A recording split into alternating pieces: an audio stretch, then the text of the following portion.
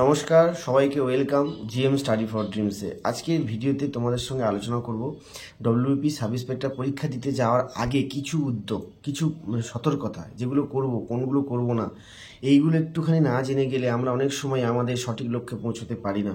এবং পরীক্ষা সব প্রিপারেশান আছে, সমস্ত কিছু অঙ্ক, জিআই, জিকে সব ভালো পারি, কিন্তু পরীক্ষাতে গিয়ে ভালো করে আমি অ্যান্সার করতে পারিনি। কিভাবে আমি সেটা থেকে নিজেকে সরিয়ে আনতে পারবো, কিভাবে যুদ্ধ জয় করতে পারবো, আমার স্বপ্ন ডবল স্টার খাকি ইউনিফর্ম ডব্লিউবি সাব ইন্সপেক্টর, সেটা নিয়ে আলোচনা করবো। জিএম স্টাডি ফর ড্রিমসে যারা প্রত্যেকে দেখো তারা অবশ্যই চ্যানেলটা তো সাবস্ক্রাইব করেছো, যারা একদমই এখনও সাবস্ক্রাইব করোনি জাস্ট দেখে চলে যাও, নতুন যারা অবশ্যই চ্যানেলটা সাবস্ক্রাইব করে দেবে, কারণ তোমাদের জন্য ফ্রিতে নোট, ফ্রিতে পিডিএফ, ফ্রি ক্লাস এবং সম্পূর্ণ গাইডেন্স এবং মনের জোর বাড়ানোর চেষ্টা করি, যাতে আরও গরিব বাবা মা সন্তানদের চাকরি হয় এবং তোমরা নিজেরা জীবনে সফল হও। আমি জীবনে একদিন সবাইকে পৃথিবী ছেড়ে চলে যেতে হবে, কিন্তু তোমাদের কাছে এইটুকু জায়গায় রাখতে চাই যে তোমরা যেন একটু হেল্প পাও, ঠিক আছে?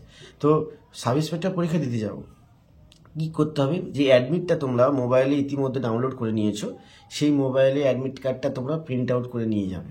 এটা প্রথম কাজ। পরীক্ষা দিতে যাওয়ার আগে ডিস্ট্যান্স, কারোর বাড়ি হয়তো বললো 110 কিলোমিটার, সকালবেলা বাড়ি থেকে 110 কিলোমিটার রাস্তা, তাহলে বাইকে যাবে না গাড়িতে যাবে? যদি বাইকে না যেতে চাও খুব ভালো, যদি গাড়ি ব্যবস্থা থাকে ঠিকঠাক তাহলে যেও, আর যদি বাইক চালানোর খুব প্রপার অভ্যাস থাকে তাহলে অবশ্যই লং ডিস্টেন্সটা কভার করবে বাইক চালিয়ে। আর হেলমেটটা অবশ্যই ব্যবহার করবে।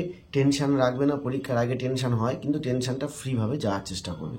এবারে পরীক্ষা সেন্টারে যাওয়ার আগে পোশাক আশাকের ব্যাপারটা বলে নিই। অনেকে বুট পরে গেলে বাধা দেয়, ঘড়ি অ্যালাউ করে না, অনেক পরীক্ষা সেন্টারে অ্যালাউ করে, আবার কোনো পরীক্ষা সেন্টারে অ্যালাউ করে না, অনেক রকম নাটক আছে। তো সেক্ষেত্রে এবারে অনেকটা বায়োমেট্রিক, অনেক সতর্কতা অবলম্বন করে পরীক্ষা হবে, সেক্ষেত্রে অনেক বাধা হতে পারে। স্টিলের বেল্টের যে বকলেস, যে স্টিল, ওটাকে বাদ দিতে পারে। হাত ঘড়ি রাখবে না, হাত ঘড়িও রেখে যেতে বলে। জলের বোতলটা ওখানে দেখা যাবে কি হবে। পেন একটা ইউজ অ্যান্ড থ্রো কালো কালির একটা পেন রাখবে, নিবটা মোটা, দেখবে এক একটা পেনের নিবটা মোটা হয়, কোনো দোকানেও কিনতে পাওয়া যায়, 10 টাকা দাম, ওই পেনটা রাখবে।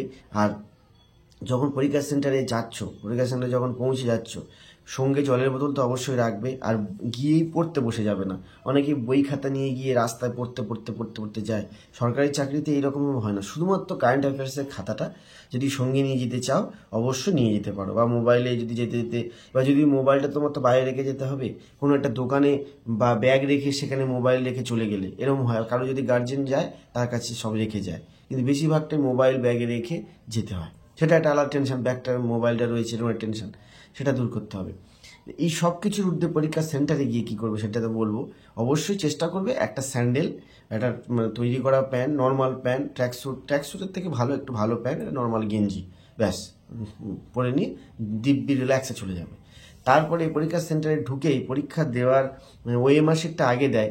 ওএমআর শিটটা দিলেই অনেকে কী করে না, অনেকেই করেছে, বহু মানুষ করেছে, ওএমআর শিটটা দিলেই তড়িঘড়ি, প্রথমবার অনেকে দিচ্ছে, অনেকবার দিয়ে তারা জানে, ধীরে ধীরে করবে। বন্ধুরাও করছে আশেপাশে, একটা জিনিস লিখছো রোল নাম্বার, আরেকবার যাচাই করবে রোল নাম্বার লিখছি, একের জায়গায় 1 গোল করবে, 2-এর জায়গায় লম্বা করে 1 লেখা আছে 1-এর নিচে গোল করতে হবে, 2 লেখা আছে 2-এর নিচে রেজিস্ট্রেশন নাম্বারটা গোল করতে হবে। এবারে কোশ্চেন বুকলের নাম্বার সবই তো ঠিক বসাবে। নিজের সিগনেচার খুব ইম্পর্টেন্ট জায়গা, নিজের সিগনেচার যখন হবে, কোনো ডান দিক বাঁ দিক উপর নিচে কোনো চিন্তা নয়, সিগনেচারটা সুন্দর করে নিজের যেমন সিগনেচার হয়, ক্যাপিটাল লেটারে সিগনেচার হয় না, অনেকেই ঘুরে থাকে যে পরীক্ষা কী করব, ক্যাপিটালের সিগনেচার করে, খুব বিপদ। আবার যখন পরীক্ষা সেন্টারে যখন প্রশ্ন দেওয়ার সিল করে প্রশ্নটা দেয়, অনেকে কী করে পৃষ্ঠা তুলে তুলে তুলে তুলে তুলে তুলে দেখার চেষ্টা করে কী কী আছে কী কী আছে। এবার যখন ওরকম দেখলো তখন দেখা যাচ্ছে যে একটা প্রশ্ন দুটো প্রশ্ন অজানা, অনেকে টেনশন করে, ওরকম দেখার দরকার নেই, একেবারে সিল কেটে দেখবে। তারপরে ওএমআর শিট যখন মন দিয়ে ফিল আপ করবে, আমি বারবার বলছি ওএমআর শিটটা মন দিয়ে ফিল আপ করবে, ওই 10টা মিনিট তোমার, পৃথিবীতে তোমার কে নেই কী করেছে কে, 10টা মিনিট ওএমআর শিটটা মন দিয়ে ফিল আপ করবে। এটা সবাই তোমাদেরকে শেখাবে, সব গাইডেন্স যারা দেয় সিনিয়ররা, ওএমআর শিটটা মন দিয়ে ফিল আপ করবে। আর ওএমআর শিটটা খুব জোরে চাপার দরকার নেই, প্রথমে পুরো গোলটা করে নেবে, তারপরে মাঝখানে বিন্দুটা করবে, পুরো গোল এনে মাঝখানে ঘষবে, এরকম। তাহলে এইভাবে শুরুটা করো। তারপরে এবার প্রশ্নটা হাতে পেয়ে যাওয়ার পর তোমরা জানো 100 নাম্বার জেনারেল স্টাডিজ, এবার তার মধ্যে ইকোনমিক্স, কারেন্ট অ্যাফেয়ার্স, তোমাদের সংবিধান, ইতিহাস, ভূগোল, জীবনবিজ্ঞান সব আছে। এবারে জিকে অনেকে ভালোবাসে, তোমরা প্রথম 10 থেকে 15 মিনিট, অনলি 10 to 15 মিনিটস প্রথমেই পেন্সিল নিয়ে যাবে একটা, পেন্সিল অ্যালাউ না করলে বাদ দিয়ে দেবে, না নিয়ে যাবে একটা পেন্সিলটা নিয়ে গিয়ে পুরো প্রশ্নটা যত জিকে আছে, যত জিকেগুলো সমস্তটা একটা মানে অ্যান্সার করে নেবে, যে এইটা অ্যান্সার হবে, করে পুরোটা করে নেবে। পুরোটা হয়ে গেল, কয়েকটা দেখবে বাদ থেকে যাচ্ছে, মানে কনফিউশন প্রশ্ন 10টা 15টা 20টা এরকম থাকবে, একদম মনে হবে এটা হবে এরকম 50-50 বা 70-50 এরকম। সেই জায়গাটা ফাঁকা রাখবে, মানে গোল করবে না, ফাঁকা রাখবে, মুড়ে রাখবে পৃষ্ঠাটা মুড়ে রাখবে পৃষ্ঠাটা, ঠিক আছে, যে এইটা আমার ব্যাকে এসে এটা খোঁজ করবো তাহলে একবার, নাহলে ভুলে যাবে, তাড়াহুড়োর সময় বেরিয়ে যাবে, তখন পৃষ্ঠাটা মুড়ে রাখবে, ঠিক আছে, যে হ্যাঁ পরে দেখবো।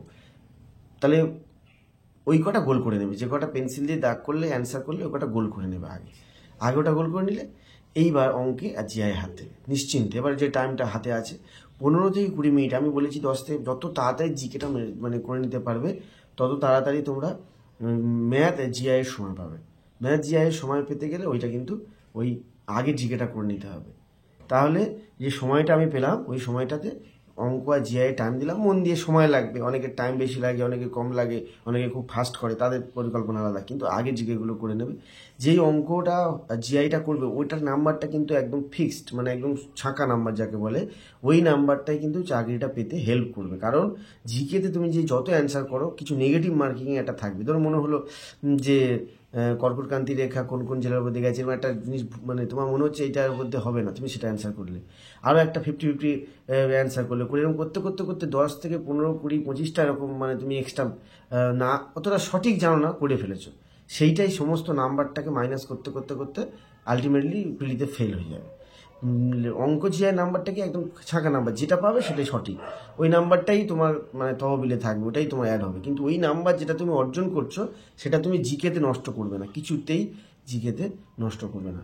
আর সব থেকে আরেকটা জিনিস ভুল হয়, যে আমি একটা অপশান দেখলাম খুব ইজি প্রশ্ন, সেটা এ বি সি ডি 4টে জায়গায় অপশান আছে, সেখানে হঠাৎ করে আমার এত এক্সাইটমেন্ট, তখন গিয়ে তুমি সিতে গোল করার জায়গায় এতে গোল করে ফেললে বা ডিতে গোল করে ফেললে, এরকমও হয়।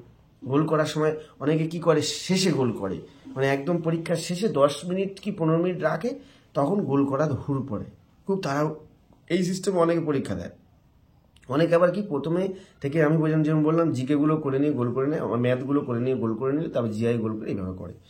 এবারে কিছু জিনিস কনফিউশন থেকে যাবে, সেগুলো পেজ মনে রাখবে, পরে আবার চেষ্টা করবে, কিন্তু চেষ্টা করবে যদি 60টা অ্যান্সার করি 120, মানে 2 নাম্বার করে, তাহলে এইভাবে ধরে দেখো তুমি 150 140-এর উপর স্কোর হয়ে গেছে একদম সঠিক, হ্যাঁ, বা 135 করে ফেলেছো একদম সঠিকভাবে, মনে হচ্ছে যেন ভালোই হয়ে গেছে, কিন্তু এক্সট্রা বাড়াবাড়ি করতে যাবে না, আমি একটা স্কোর বাড়াই 100-150 পাবো, 140 পাবো, 145 পাবো, এরকম করতে যাবে না। কাউকে কমপ্লিট পাস করার দরকার, প্রিলিটা মানে তোমাকে সঠিকভাবে পাস করার দরকার।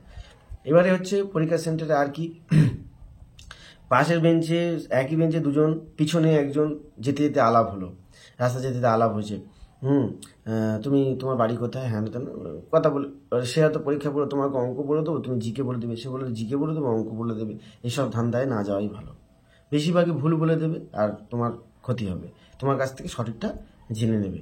আর পরীক্ষা সেন্টারে গিয়ে বসছে, অনেক সময় আগে ঢুকিয়ে দিল, 1 ঘন্টা আগে, অনেকটা টাইম, মনে হয় ঘুমিয়ে নিই, হ্যাঁ হিউজ টাইম এখানে বসে আছি, কেন আগে ঢুকলাম, তখন শুধু চুপচাপ মানে ধ্যানের মতো করে যা যা পড়েছো সেগুলো মনে মনে করবে, ব্যাস। আর পরীক্ষা সেন্টারে যে কথা বলা, আলোচনা করা একদম নয়, আর যে জিনিসটা জানি না বা কনফিউশন বা নেগেটিভ মার্কিংটা অ্যাভয়েড করবে, একদম পাস করে যাবে, নেগেটিভ মার্কিংটা অ্যাভয়েড করবে, একদম পাস করে যাবে, এটুকুই আমি তোমাদের বললাম। আমি আমার তরফ থেকে এটুকু বললাম। আর প্রত্যেকটা সই দেখবে পরীক্ষা দিতে দিতে আর একটা সই আসে একটা পেজে, সইটাও কিন্তু সেই সময় সই করার সময় সেই সময় মন দিয়ে সইটা করবে। আশা করি পরীক্ষাটা ভালো হবে, প্রত্যেকের পরীক্ষা ভালো হবে। আজকের দিনটা যেটুকু বাকি আছে, যেটুকু টাইম, শুধু ম্যাথ জিআইটা প্র্যাকটিস করে মন দিয়ে চলে যাও, জিকে নিয়ে মাথা ঘামিও না। জিকে যদি একান্ত কিছু বাকি থাকে, কিছু ম্যারাথন ক্লাস আছে, কিছু চ্যানেল থেকে আপলোড করছে, এগুলো একটু চোখ বুলিয়ে নেবে। কারেন্ট অ্যাফেয়ার্সের খাতাটা নিয়ে একবার সঙ্গে করে ক্যারি করতে পারো পরীক্ষার দিনে, যদি পারো, না করলেও হবে, কিন্তু আজকের দিনটা ম্যাথ জিআইটা মারাত্মকভাবে প্র্যাকটিস করো, দেখবে কালকে কমন পাবে পরীক্ষাতে গিয়ে। প্রিলিতে মডারেট লেভেল, নর্মাল লেভেলের প্রশ্ন হয়, কিন্তু কতটা অ্যান্সার করে নেগেটিভ করে সব ফেল করে, নেগেটিভ করতে করতে প্রত্যেকে ফেল করে। ভালো থেকো। আমার এই ভিডিওটা যদি ভালো লাগে বন্ধুদের কাছে শেয়ার করে দাও, এবং যাতে তাদের উপকার হয়, তাদের পরীক্ষাটা ভালো হয়। ঠিক আছে, প্রত্যেকে বেশি জিনিসপত্র নিয়ে যাওয়ার চেষ্টা করবে না। যেরকম ভ্যাগাবন্ডরা যায় এরকম পরীক্ষার্থী হিসাবে যাবে, বেশি না, জলের বোতল, একটা পেন রাখবে, সিম্পল গেঞ্জি, সিম্পল প্যান্ট, বেল্ট দেওয়ার দরকার নেই, নর্মালভাবে যাবে। ভালো থাকবে, সবাইকে শেয়ার করবে। Best of luck, best wishes. হালছানো বন্ধু পাস করতেই হবে কিন্তু।